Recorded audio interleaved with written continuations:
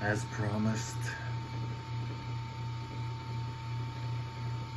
I will share with you the most lethal martial art created in modern history by myself. In the process, I'm going to share two stories that will help put context to why and for whom.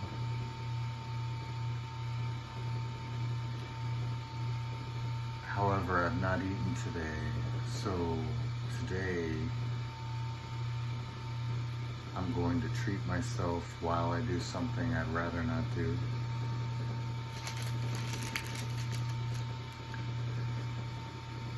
And I also want to make mention that the closer the empire comes to falling, the less I care about visual distinguishing marks. It is true that an animal that is wounded or dying is most dangerous. But at this point, honestly, show up, dude. Show up with as many dudes as you want. I got truth for you.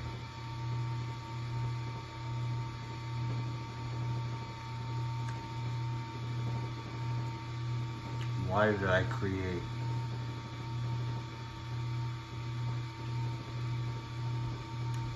the most lethal martial arts system in modern history? We go back to about 2007, 2008. There was a serial rapist on the East Coast. And at the point he caught my attention in the news, I believe he had 4, 5 women that he had raped and then murdered.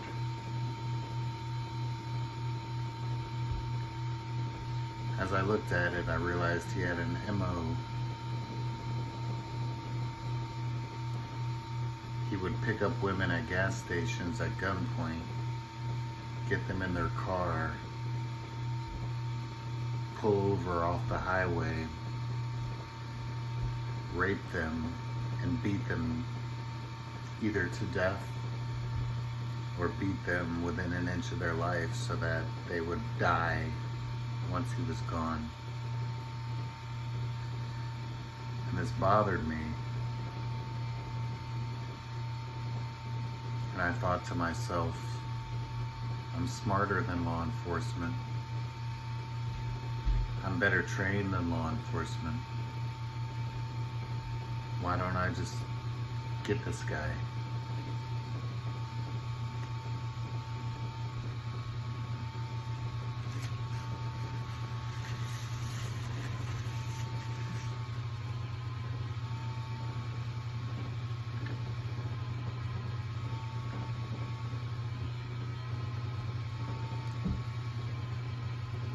So I took a map of the city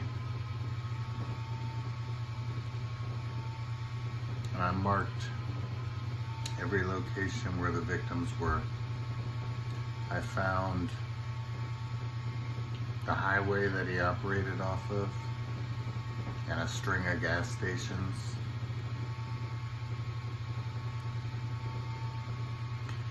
And a time frame, a 3 to 4 hour window that he would operate.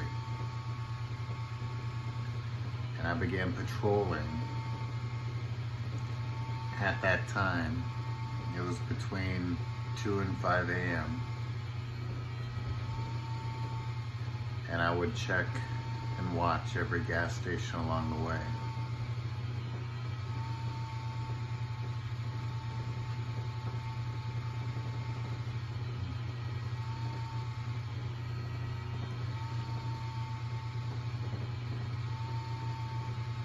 Eventually I found him.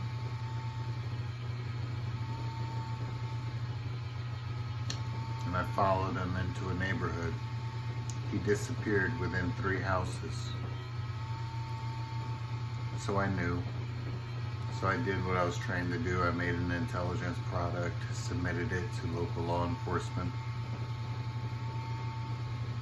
Within a week and a half, law enforcement had rolled him up. They found him within one of those 3 houses. And I realized how easy this was. I realized that not only am I capable, I'm also willing. But it also made me realize that women were the most targeted group among those that I trained.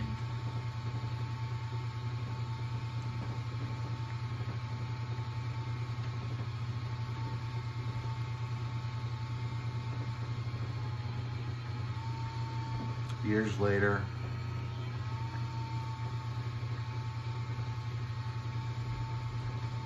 several years later, under a decade, but several years later, as a Hapkido master, Taekwondo schools value me. They want to hire me because even though they're a Taekwondo master, they're not a Hapkido master. This is relevant only because you have to get to a certain degree in Hapkido before you can study, in Taekwondo, before you can study Hapkido. So to find a master in Hapkido is fairly rare for a Taekwondo school. Somebody in Florida gave me a salary that at the time seemed like an agreeable arrangement. And as I worked there, the mothers of many of the children that went to this Hapkido school, from little kids to high school, the mothers were more interested in the self-defense and Hapkido I was teaching the kids than they were the Taekwondo that was being taught to their children. So on the weekends, these mothers would ask me for instruction.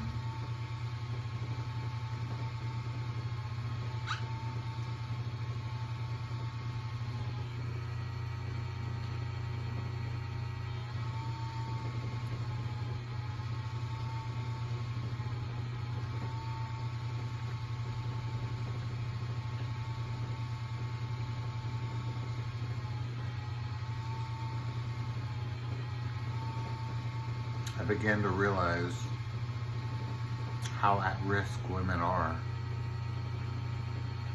in the area I was living, which extends to in general. All these women wanted was to make it from work to their car in the parking lot without being sexually assaulted or robbed.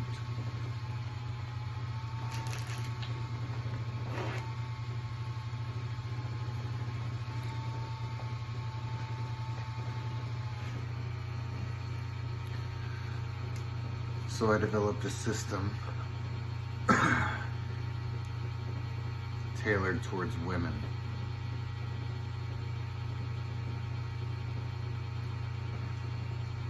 Now at this point in my life, I had studied over a dozen martial arts. Maybe in another video, I'll walk you through my life and I'll list them for you. But for here, I had a large pool from which to draw from, and I had already established respect in a community. And so what I wanted to do was create a system where a woman, any woman of any size, could either incapacitate or terminate a male threat within seconds.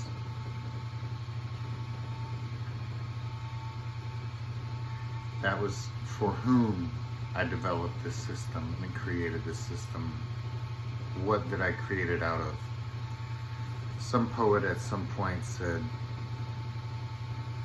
A rose by any other name is not a rose. And Bruce Lee commented on that concerning the martial arts, that if you integrate other things from outside a system, it is no longer that system, it's its own thing. Having studied Jeet Kune Do principles,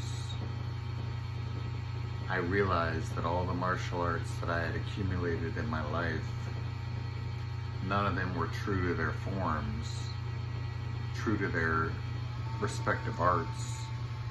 They were all, when it came down to it, it was all a conglomeration of what I had learned and what I could perform by muscle memory in the moment when I needed it. I named this art that I created the Forbidden Blade. And I'll explain why it's forbidden in a moment. What it consisted of. When these women would come to me for instruction, first I trained them in Filipino knife fighting. I made sure they understood the 6 points, the 6 arteries that could bleed someone out within seconds. As they were developing that, I would do a minor emphasis, a minor introduction into Wing Chun, Chinese boxing. Why? The Filipino knife fighting and the Chinese boxing both guard their center line. They're both very tight and defensive. Very reactionary. Not aggressive, reactionary. Which is what you want to teach a woman who's going to be assaulted. It's going to be, they're going to be surprised. There's going to be a moment of shock that they have to overcome. So in this moment, they're already at a disadvantage. So in the very beginning, I focused on Filipino knife fighting and Chinese boxing, Wing Chun.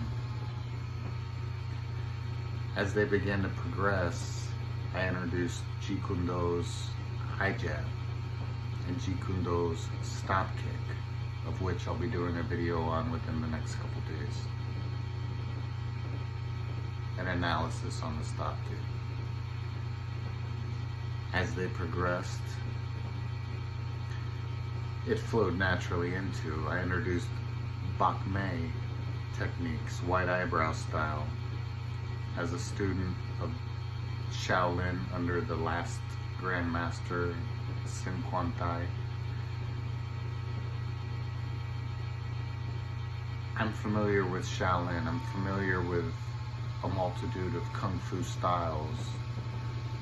And Bak Mei is a Kung Fu style that incorporates a lot of eagle claw. And what the eagle claw does is rip and rend. So as I'm introducing to these women, they have a foundation and guard your center line, keep everything tight and close, whether you have a knife or whether it's bare hands. Then I incorporate Jeet Kune Do with the eye jab, with the stop kick, the eye jab. I introduce Bak Mei with the rip and rend. You go for the eyes, you hook those orbital sockets, you grab their face, you rip their cheek, you grab their ear, you rip their ear. And then as a cherry on top, at that time when I created it, I incorporated Shaolin Demon style, which adds a very unnatural kind of movement and motion that would help a woman be more unpredictable.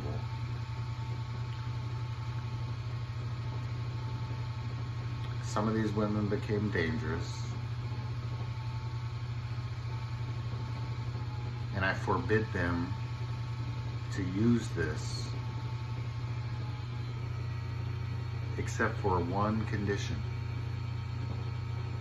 I'm going to tell another story so you can understand this one condition. I had been unlawfully pulled over.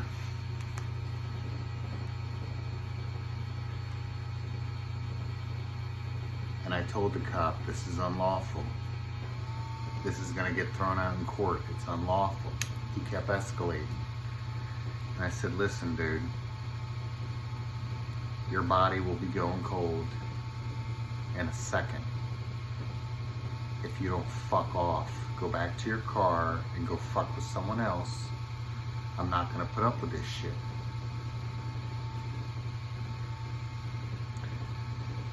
So he did what they do and he called for backup. Knowing that I was on body cam and now he's called for backup, I'm now in a situation and I have some thinking to do. So him and I stare at each other until his backup arrives. It's 3 squad cars all together. There's about 6 or 7 officers, 2 canines, big German Shepherds, or not Malibus, what do they call them? Anyway, they're wagging their tails just like their masters. They don't realize how close to death they are. And these dogs are wagging their tails, chomping at the bits, wanting to come and get me, because that's what they're trained to do. And they don't realize how quickly I could snap their neck. And so I started scanning the officers. A couple of them are behind their car doors. The other ones have kind of fanned out into a half moon. And the thought enters my mind, if I thread the needle, how many headshots could I get before one of them gets lucky and hits me when they're mag dumping?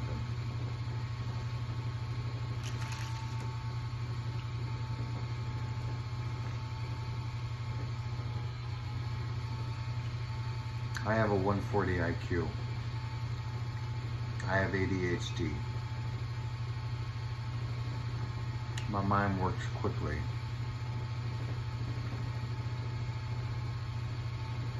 And within a couple seconds, I'm entertaining this thought. My car, which I had left running when I jumped out of it, something in the engine or the heater switches over and it makes a click noise. When it did, it snapped me out of my thought. And I realized in that split second, this was an unlawful stop. Like I told this fucking cop, it's gonna get thrown out in court.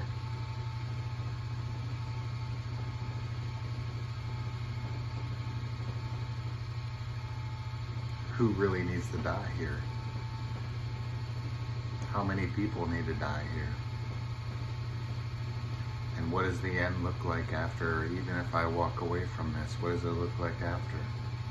Over an unlawful stop. And there's cameras on the traffic lights. Dash cam footage. So, put my hands behind my head.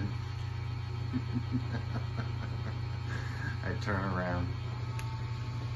Believe me, the cops were more than happy to do the rest. I get put in solitary confinement. They called it processing, but it's solitary confinement. Unfortunately, they had another guy in there who was, I don't know what the fuck he was on, but he was out of his fucking skull, ripping his clothes off, beating on the wall, and screaming for hours. Until eventually a cop opened the door and literally just beat the shit out of this guy. Literally beat the shit out of this guy. He left a trail of mess everywhere. A little while passes.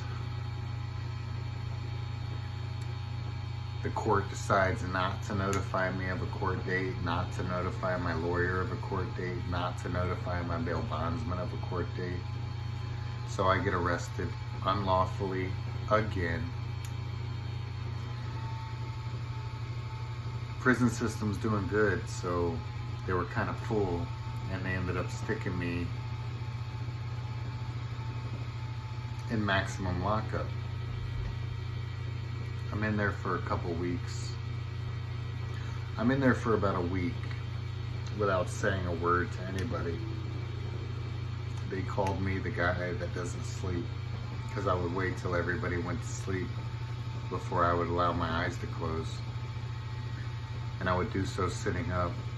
And by the time first people woke up for breakfast at 4 a.m., food, shit. It's not even food, it's shit. I would wake up with them. So I was never vulnerable, which was easy. The mattress they gave me was a deflated mattress. It had a hole in it, so I was sleeping on concrete floor. I did have a pillow.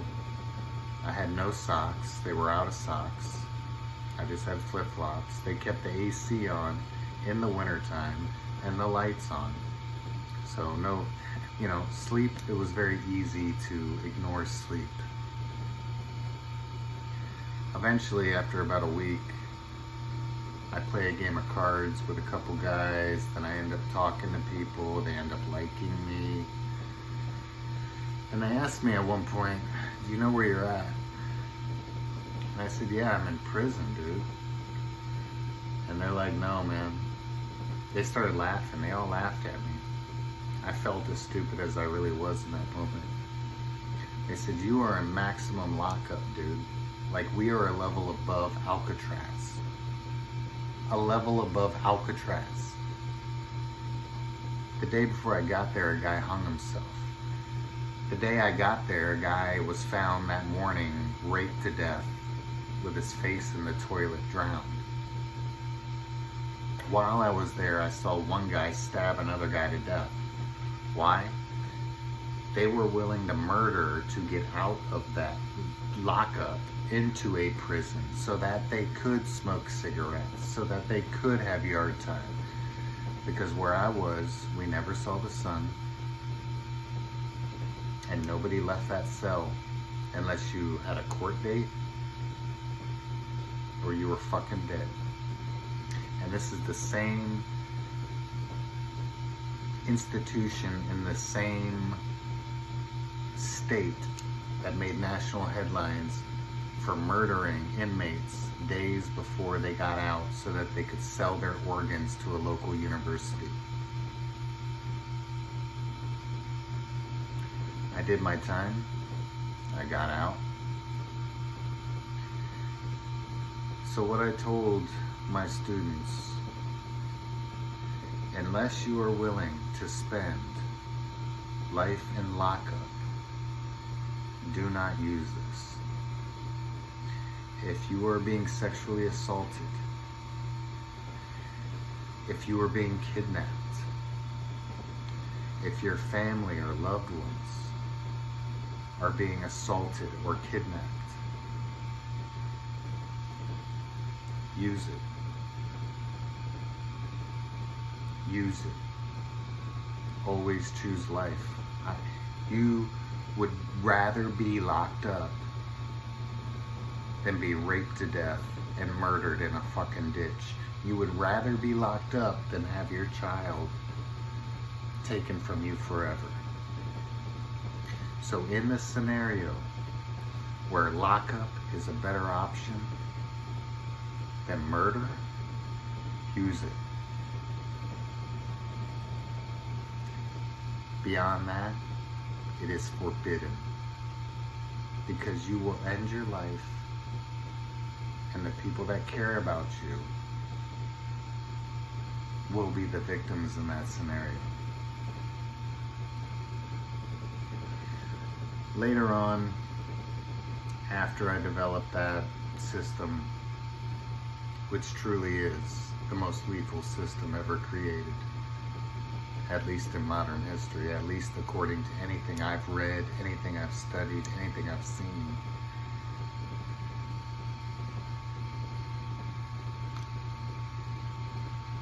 I perfected it after I stopped taking students. I took that unnatural motion of Shaolin demon form that we kind of spiced up the rest of the system with, and I incorporated a very new Japanese system. I believe they call it waveform, and I mixed that waveform motion with the Shaolin demon style as far as the motion goes. But truly, I'm the only person on planet Earth that's mastered this form naturally as its creator. And to be completely honest, I hope that it dies with me.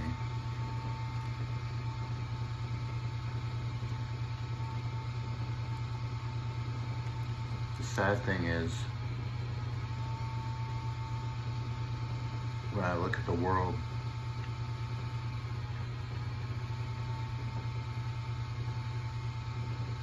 we need less violence. But again, when I look at the world, I realize that violence is about to visit people on a scale that they never thought would be possible, because it's only going to get worse before it gets better.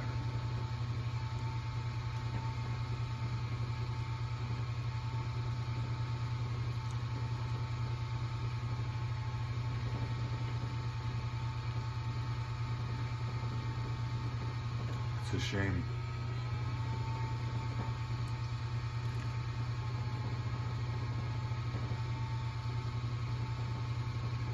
But that's reality. And that is why I named it The Forbidden Blade.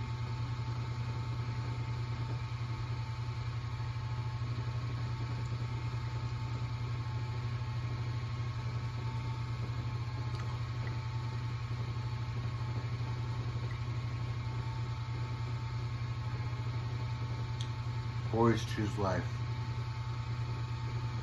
There's a lot of really good stuff in it. Next time, travelers.